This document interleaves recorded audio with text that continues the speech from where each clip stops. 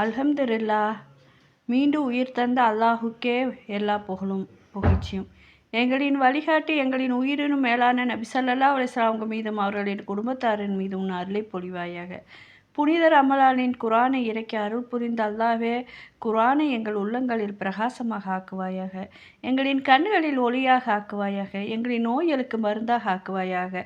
எங்கள் பாவங்களை நீக்கும் கருவியாக ஆக்குவாயாக. நரகத்திலிருந்து எங்களை பாதுகாப்பதாக ஆக்குவாயாக. இரவிலும் பகலிலும் ரமலான் மாதத்திலும் மற்ற மாதங்களிலும் தினதோறும் ஓதிடும் நல்ல வாய்ப்பை வழங்குவாயாக. பொருளறிந்து சிந்தித்து செயல்படுவர்களாக எங்களையும் எங்கள் சந்ததியும் ஆக்குவாயாக. யா அல்லாஹ், உன் ரஹ்மத் இறங்கும் இம்மாதத்தில் எங்களின் எந்த பாவத்தையும் மன்னிக்காமல் விட்டுவிடாதே. எந்த கவலையையும் மகிழ்ச்சியாக மாற்றாமல் விட்டுவிடாதே. எந்த கடனையும் நிறைவேற்றாமல் விட்டுவிடாதே. இவ்வுலக மறு உலக தேவைகள் எதையும் முழுமையாக்காமல் விட்டுவிடாதே. எங்களின் அகிலத்தின் பாதுகாவலனே, உனக்கே புகழனைத்து. உன்னை மட்டுமே வணங்குகிறோம்.